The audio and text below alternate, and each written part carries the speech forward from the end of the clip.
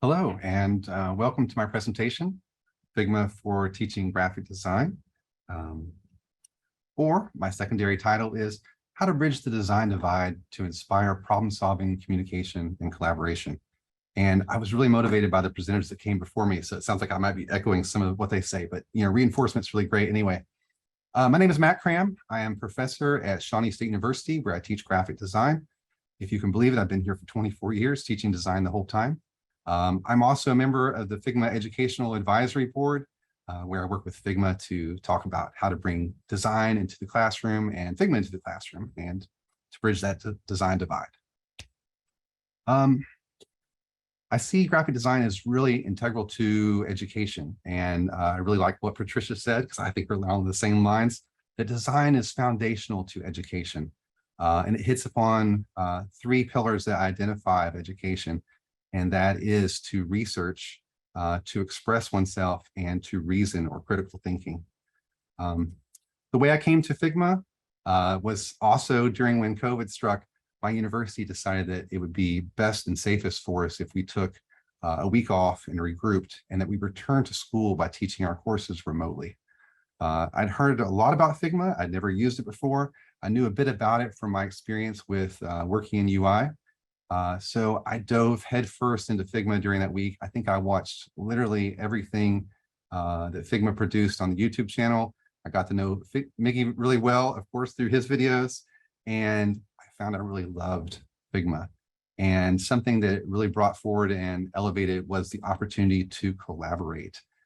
We didn't have to go alone. So I was a bit worried about spending time behind a computer, behind a camera, and that where that would lead us, if we'd still be able to collaborate well, but it looked like we were safe going forward with Figma at our head. Creating our account's really easy. I'm not gonna spend too much time on it. This is a good screenshot opportunity. Figma.com/education, create your team. Other folks have covered this as well. All of your students need to have editor privileges. That's really important. And there is a great video at this link for how to set up your team space. In Figma, when I say the word team, that's what they mean. We're going to mean by classroom. So classroom, team, kind of the same thing. Okay, so this is how I set up my team space. To do this, I use three basic folder types. Those are class materials. I use a project folder for each of our projects, and I also use a hidden professor folder as well. And the way I set those up, simply create a new project. And in Figma, when I say project, we can think of that as like a folder or a way to group files together. So this new project, we're going to set the first one for our projects. We're going to set those to everyone at the class can edit. And when they can edit, they can view it and edit the files that are available there. And then for the second one, this is the class materials folder. And in this folder, everyone in the class can view it. But by allowing them to view it, they will not be able to edit those files. And that's really important. I'm going to use this folder to share things like my syllabus or project start files. And then for the third folder, this is the professor folder. This is the folder where I keep things like my grading, or if I'm working on a project, but I'm not ready to share it with the class yet. And for this folder, I'm going to set permissions to invite only. This means that only folks like myself and others that I invite to the folder are able to access it. Okay, at the end of all this setup, you can see we have our classroom space and we have our three folders or projects set up, and we're ready to populate those with files. And you can see here are some populated files. So now we're ready for students. Okay, so a huge Figma win here is it's really easy to get started. It's all in the browser. I was a bit concerned when we began because a lot of my students don't have access to professional grade software at home. Some of them don't have very powerful computers, but Figma runs great, runs in the browser. It'll even work on Chromebooks or some of the more lightweight computers that are available. Figma is completely free to edu. And best of all, we're all in a shared space. And just to show a bit about that, my space looks like this. This is the classroom space I've been working in. And you can see the class materials. This is where I store my syllabus. You can see my syllabus there. I'm very willing to share this if anyone's interested in it. It's probably not super interesting. And we also keep a class schedule there as well. And of course, these problems could be solved by other tools like the Google tools or Microsoft tools. But I really like to simplify things. I like to keep things all in one space. And by putting these things in Figma, I can be sure that all my students have access to the exact same thing that I'm working on. Okay, so on to teaching graphic design, which I approach design as a process. Some others have echoed this as well, so I'm going to reinforce it. Here we go. Let's look at what we've been doing. So we've been working in Figma for about 1.5 years now in the classroom, and we are, at least in my class, exclusively in Figma. We, of course, teach other classes here with other softwares, but for my class, at least, we're working exclusively in Figma. And here are some examples of some of the things that have been worked on. Okay, I really like posters. You're going to hear me talk a lot about posters this presentation. This is one of the first projects that some of the students worked on. This is for an event poster. Another event poster. And in this class, I have both beginning designers and I also have more advanced designers who are preparing to graduate. So you're going to see all different skill levels with these designs. We also take on some branding. For example, we do a logo project, and one of the first ones we do is what we call the Holy Logo Project, where I ask students to design logos for some of these mythical characters that exist, and they have a lot of fun with these. We sort of approach them like designing for superheroes or something. So that's really cool. I also ask students to design a personal logo. Here are some nice examples of those. And I'm super proud of all my students, if you can't tell too. All this work is really great, and this is not even like just the best. This is just a great sampling of the classes that are available. And my university even hired one of my students to create a project for the admissions program where they're trying to help students to align to different majors, trying to help sort them a little bit. And this project was created completely in Figma, from the illustration to the icons to working on the text, and they were able to share this project with all the stakeholders for approvals. And we eventually even went on to print a brochure including some crop marks and some bleed area. So we were able to get to the print process, all of that right in Figma. It was really fantastic. Okay, so I mentioned I'm really into posters, but here we go. First project, I always start with the posters. I have reasons for that. When students arrive to me, I don't really know where they are in their journey as a designer. So I use a poster as a way to get to know their skills. I get to see how they approach design thinking and problem solving in general. Also, everyone's encountered posters before, so we're familiar with what that looks like. And we're able to understand sort of intuitively how posters should work and what they should do for us. So to get started, it's really simple. I ask students to jump into my class materials folder, and you can see I've already got the sample project there waiting for them. And I ask them to duplicate that, which places the file in their drafts. And from there, they rename it and move it to the project folder. Okay, in this case, that's going to be project 1. Okay, so the stages for graphic design that I walk my students through. And this is not new to me. A lot of people teach design as a process, of course. But the stages I walk through are define, design, review, and revise. Okay, I like seeing that as a loop as well. So we have constant improvement, constant iteration. You'll see as we go along. Let's take a look at a sample project. Okay, this is that project file that I share with students from my class materials folder. Here's a nice cover. I ask them and invite them to change this to match their own project. I use Figma pages to organize the file, and I include an info page for this first project where I delineate some of the parameters. And for this first one, I like to keep the project really simple. We're focused on design fundamentals, space, shape, color, and specifically typography. So I limit them to a certain number of fonts, a certain number of colors, and I'm reminding them of some of the goals for the poster. I provide them, for this project at least, I provide them all the content that needs to be included. And this is a bit of a talk through about creating text hierarchy. I'll mention that in a minute. Okay, so some wins here for Figma. This is a simple way to store files and pass files out. Everything is in one place. Okay, before we were using things like Dropbox, or heaven forbid, we were even passing around USB keys. This didn't go very well, as you might imagine. Figma makes it simple. It's all right there. And I can even structure the files in a way using components and other things that I can even update things live in their file if they let me. There's no confusion finding the files this way. So really great big win for Figma. Okay, so let's talk deeper about some of the process. And the first one is to define.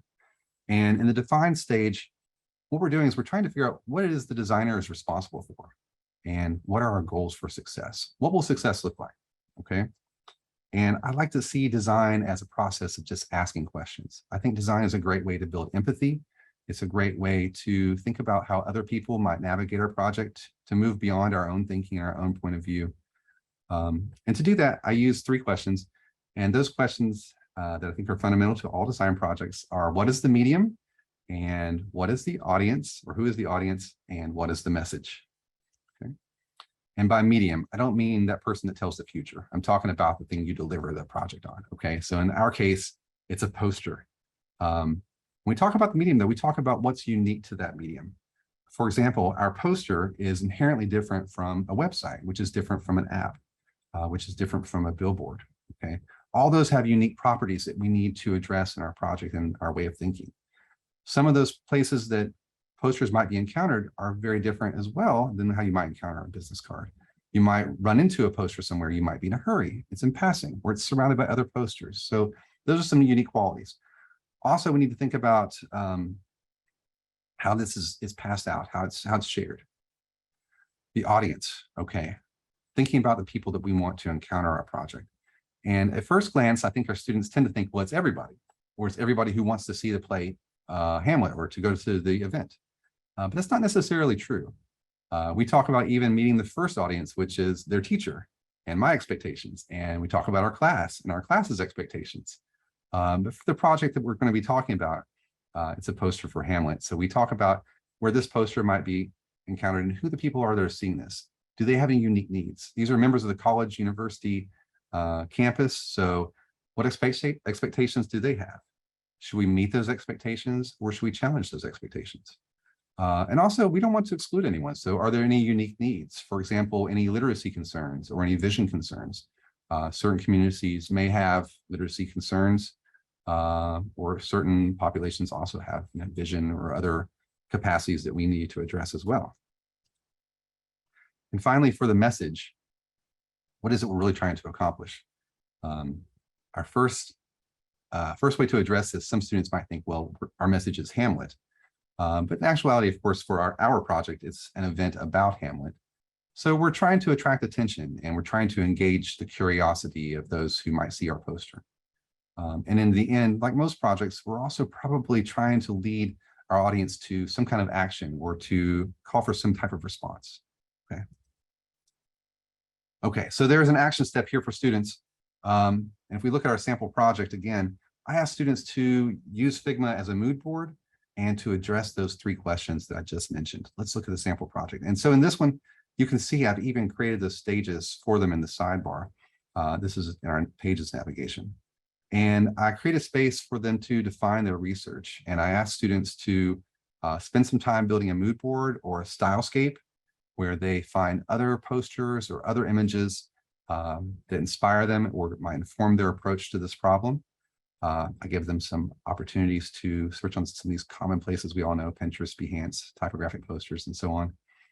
And an example of that might be, you can see one of my students has collected these 12 images, and you can see none of them are about Hamlet specifically, but they're all maybe with a limited color palette, or they're all promoting different events, and they all have bright typography and movements. So it's really interesting.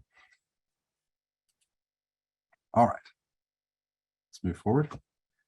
Okay, so the big Figma win here is it's easy to collect the research all in one place. I love having a simplified tool set. And again, Figma solves that problem for us. Figma operates very much like a virtual whiteboard in this capacity. Of course, there are other tools for that, including Figma's own FigJam, which is also a fantastic program, but I like to keep things very simple. We're all in one file. These mood boards are easy to share because they reside in our class team or class space. Other students can view what's happening in their file. They can share and ask for feedback. And prior to using Figma, we used to print out all this research, and my class space would be wallpapered with all these projects. So we're probably saving a tree or two to go with Figma as well. Okay, now for the design stage. And this is what I think is the fun part, okay? But this is also kind of the scary part. What do we do with all the empty space? What do we do with the blank screen, okay? And you can see in our sample project, I give students 3 spaces to design posters. So it is a bit scary to approach, but how can we start that off? Well, the simple first step is literally just copy all the content to the page. And at this point, we've got a working poster. If we did nothing else, we're at least communicating the message. It could operate in some capacity, and we even have a cute little graphic at the bottom. For the next step, we need to know if we can go beyond this. Certainly, we can do better than just getting the text on the page. How can we make the poster better? How can we make it more interesting or more useful? How can we make it more valuable for people who interact with this? And how can we respond better to our issues and questions of medium, audience, and message? Okay, so let's go one step forward. Well, we can begin just by simply creating mass. And to do this, we're going to just organize the information, looking for similarities or trying to identify priority. And if you are familiar with graphic design, you probably hear designers talk about typography and hierarchy. And by grouping this information, we can begin to establish some level of hierarchy. And you can see I've kind of just made a mess with my red boxes, trying to group things together and even subgrouping things together to establish some kind of organization. Next, we can begin to help navigate through this information and to create more interest in this information by using one of my favorite design tools, and that is contrast. Okay, and we have several tools to create contrast, and some simple and obvious ones are sizing, color, and the weight of the text. And you can see that I've begun to organize the information into these different sizes. I like to talk to students about the t-shirt sizing method, where we start with something that's small size and medium and large and on to extra large. It's just a simple way to think about hierarchy to make sure that we have our information divided into those 4 categories. And I borrowed an idea from a famous author, Robin Patricia Williams, who wrote about using a certain method, and I've renamed it to the Cram design method, as cheesy as that is, and I apologize for it. But those 4 different processes are contrast, repetition, alignment, and mass. And so I asked students to make sure they're thinking about all those different design tools as they go through the poster. And you can see this project has gone through several stages of iteration and finally arrived at this point where they're using different alignment techniques, creating different masks, creating focal points, all using the Cram design technique. Okay, so the action step here for students is the design stage. So I'm asking them to experiment, to exaggerate things, to look for differences and highlight those differences, to iterate, to go through several different posters, hopefully, and to play. And several of the other people before me have mentioned the process of play as well. I really am a big believer in the process of play and discovery through play. And that's the stage they engage with here. And you can see this really engages the expression leg of the triangle. And let's look and see what our sample project looks like.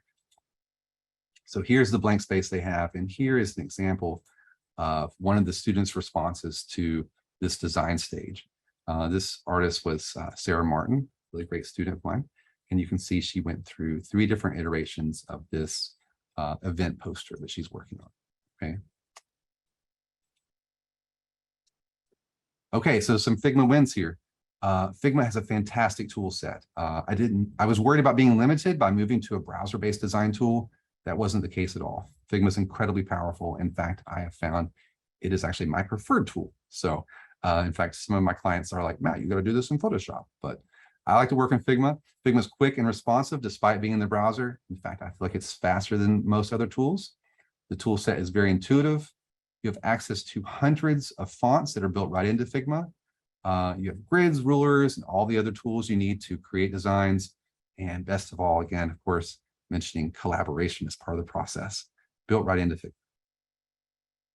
All right, now we're into the review stage of the process. And for me, this is one of the best discoveries that came out of beginning to work with Figma. This was a bit of a surprise to me. So critique is incredibly important to the graphic design process. Critique and feedback, and then of course, leading to revision. It's all part of the typical design process. And we have some goals for critique. And those goals are to unblock problems and generate ideas, to elevate quality, to encourage consistency. And of course, the #1 goal with my critiques is to help the designers grow and become better designers, better thinkers, and better problem solvers. Oh, and also just to become better people. I think design ultimately is about connecting people with information anyway. And connecting people with information is actually about connecting people with other people. So we can become better people by becoming better designers.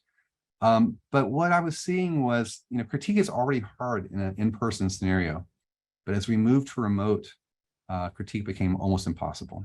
My students began kind of hiding behind their camera and not really being involved much further than just simple mechanical observations. Reading through some of the Figma documentation, I came across a document about how designs are done. How critiques are done at Figma. And one of the methods they mentioned was the silent critique process. And this document described it as working well with remote as well as asynchronous. It provides tons of built-in documentation because of the way it functions. And the document suggested that it encouraged greater participation. So to get started with this, again, I provide a template for this for my students. And you can see I got that in class materials. Again, I can share this out later. I ask students to duplicate this, rename it, and again, move it to the project folder, okay? From there, they add their work to the critique document, and then we begin our review. So there's an action step here for students, and that is I ask students to review at least 6 peer projects, asking them to leave notes, to unblock, to elevate, and also notes of encouragement. Let's take a quick look. So here's what the silent critique file looks like. I have a cover where they can change their name. I ask reviewers to leave little icons for the fact that they've reviewed. I have a quick little icebreaker, which I think is just a fun way for students to get to know each other. And then I provide more instructions and I reinforce the goals for critique. Again, that's unblocking, elevating quality, encouraging consistency, sharing context as well. And then I leave some notes for reviewers in case they feel stuck about what to write about or what comments to offer. Then there are spaces for each of the projects for students to copy over. And we can see, looking again at Sarah's project, this is where she's copied over, and you can see all the lovely notes and comments that she's received, including one ambitious reviewer who actually literally copied her poster and began making changes to suggest some changes that they thought might make the poster better. For project 2, of course, same thing, more great comments. And again, somebody really motivated to do some help. And the third one, same thing. Okay, some big Figma wins on this stage. Previously, this was impossible without Figma. Figma really empowered this process. But maybe even a bigger win was I was seeing that the comments were more verbose, they're more thorough. It removed some of the pressure of feedback because it wasn't in person, it was asynchronous. Reviewers can provide both text and visual examples, which was great. And also all the student designers left with this incredible document that they could review in their own time. So they were able to keep that. All right, on to the fourth and last stage, but it doesn't really end at this stage because this process should actually be seen as a loop. So after this revised stage, they can revisit any of the other stages that they met before. Continuous improvement for the win, right? Okay, so review and respond. I ask students to choose one of their reviewed posters and to respond to that by incorporating the appropriate suggestions into the poster. And for the suggestions that they did not find aligned with their goals for the poster, I asked them to write responses or to offer reasoning as to why. Let's take a quick look at that. Okay, so this student, Sarah, she chose this particular poster and she copied over all this information from the review. And she responded by making these changes and then offering this verbal response. And you can see again, it's all set up for printing with the crop marks and the bleed area already suggested. And we just export these to PDF and we're able to print them at our print shop and it works great.